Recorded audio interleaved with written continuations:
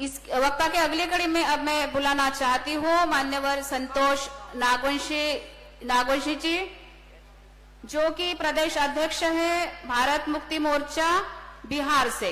वो डायस पे आए और विषय पर अपनी बात रखे।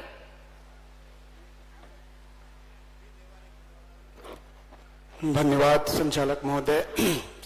साथियों, भारत मुक्ति मोर्चा के 13वें राष्ट्र अधिवेशन के दूसरे दिन के दूसरे सत्र में इस क्रांतिकारी परिवर्तन की भूमि, नागों की भूमि में सम्मानित मंच एवं सम्मानित श्रोता को जय मूल्यवासी से सामाजिक अभिनंदन करता हूं। साथियों, जो विषय लगाया गया है, 3 विषय हैं। 3 विषय में पहला विषय, मैं ओबीसी से हूं, इसलिए ओबीसी के संदर्भ में 2-4 मिनट में बातें करूंगा। साथियों, ईडब्ल्यूएस और ओबीसी, ईडब्ल्यूएस जो स्वर्णों के नाम पर आर्थिक आधार पर जो आरक्षण को संवैधानिक भारत की सुप्रीम कोर्ट ने घोषित किया, जबकि वो असंवैधानिक है। जो संवैधानिक है कि संख्या के अनुपात में जो संविधान उस सिद्धांत को मानता है कि जिसकी जितनी संख्या है उसके आधार पर सभी वर्गों को अधिकार मिलना चाहिए, तो ओबीसी 1931 की जनगणना के अनुसार भारत में 52% है। तो संविधान कहता है कि उसको 52% संख्या के अनुपात में जिंदगी के हर क्षेत्रों में उनको रिप्रेजेंटेशन मिलना चाहिए। लेकिन जो संवैधानिक है, सुप्रीम कोर्ट उसको असंवैधानिक घोषित कर रहा है कि 50% से आगे आरक्षण नहीं हो सकता है, जबकि खुद सुप्रीम कोर्ट ने अपने ही आदेश 9 जजों का जो बेंच जो 1992 में इंदिरा सहनी वर्सेज भारत सरकार के खुद कि 50% आरक्षण तो जो बाउंड्री जो लिमिटेशन जो किया गया था उसको 2022 में खुद 23 में संवैधानिक घोषित कर दिया गया। 5 जजों का बेंच बनाकर सुप्रीम कोर्ट ने उसको संवैधानिक घोषित कर दिया। ठीक है, ईडब्ल्यूएस के नाम पर स्वर्णों को आरक्षण मिलना चाहिए, लेकिन स्वर्ण के अंतर्गत जो जातियां हैं, स्वर्णों का हिस्सा केवल 3.5% ब्राह्मण का रहा है। छत्री की संख्या दुगुना है ब्राह्मणों से। अगर पूरे ईडब्ल्यूएस का भारत देखा जाए तो ईडब्ल्यूएस के नाम पर केवल ब्राह्मण सबसे ज्यादा फायदा लिया है, जबकि हमारे क्षत्रिय भाइयों को भी उसमें फायदा मिलना चाहिए। लेकिन केवल ईडब्ल्यूएस यानी सुदामा आरक्षण, जनेऊ आरक्षण के नाम पर ये सारा ईडब्ल्यूएस के नाम पर पूरा हमारा संवैधानिक अधिकार खत्म कर रहा है या खा रहा है। ओबीसी की जाति आधारित जनगणना नहीं हो रहा है ताकि उनको जाति के आधार पर उनको संवैधानिक अधिकार उनके संख्या के अनुपात में दिया जाए। लेकिन साथियों, ये जो आपकी समस्या है 52% ही नहीं बल्कि बिहार के कास्ट सर्वे के आधार पर यह बात साबित हो गया है कि ओबीसी 52% ही नहीं है बल्कि 60 को क्रॉस कर रहा है, 65% है। लेकिन 65% ओबीसी होने के बाद भी आज भी वो बड़े पैमाने पर अपने अधिकार से वंचित है, और इसका एक ही कारण है कि ओबीसी का राष्ट्रीय स्तर पर कोई सामाजिक संगठन राष्ट्र पिछड़ा वर्ग मोर्चा के अलावा कोई दूसरा है नहीं। जो ओबीसी की सामाजिक समस्या है या संवैधानिक समस्या है या जो प्रतिनिधित्व की समस्या है, वो समस्या का समाधान मात्र 3 कारणों से नहीं हो रहा है। भारत में जो ओबीसी 52% है वो अपने अधिकार दिलाने की उम्मीद जो हमारे बीच में महापुरुष नहीं है बल्कि हमारे बीच से निकल गए हैं, दुनिया को छोड़कर चले गए हैं, उन महापुरुषों से उम्मीद लगाकर बैठा है कि फूले साहू जगदेव कर्पूरी जी आएंगे, हमारा अधिकार दिलाएंगे। अगर वो ओबीसी जिंदा महापुरुष से उम्मीद अगर लगा लिया, यानी जिंदा महापुरुष को जिस दिन साथ सहयोग हमने दिया, जो मंच पर मूल निवासी नायक माननीय वामन मेश्राम साहब है, ये सभी मूल निवासियों के वर्तमान में जिंदा महापुरुष है। यानी जो जिंदा लोग हैं मरे हुए लोगों से उम्मीद लगाए हैं और हमारा वामन मेश्राम साहब का उम्मीद इन जिंदे लोगों से है कि ये हमारे जीते जी ये बहुजन समाज, ये मूल निवासी समाज जिस दिन हमारा साथ सहयोग दे दिया उस दिन ओबीसी ही नहीं बल्कि पूरे भारत के मूल निवासियों का समस्या का समाधान हो जाएगा। दूसरा कारण है बड़े पैमाने पर जो हमारे बहुजन सोशल मीडिया चलाने वाले लोग हैं जिनका सब्सक्राइबर मिलियन में है, उन मिलियन में सब्सक्राइबर चलाने वाले जो सोशल मीडिया के जो हमारे लोग हैं वो सबसे ज्यादा बहुजन समाज को कंफ्यूज किया है।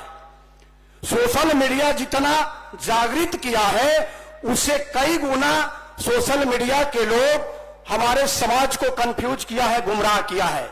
यानी सोशल मीडिया की वजह से हमारा बहुजन समाज यह तय नहीं कर पा रहा है कि हमारा असली जो नायक है, जो हमारे आजादी का आंदोलन, लड़ाई, संघर्ष कौन कर रहा है, ये सबसे बड़ा सोशल मीडिया कंफ्यूज कर रहा है।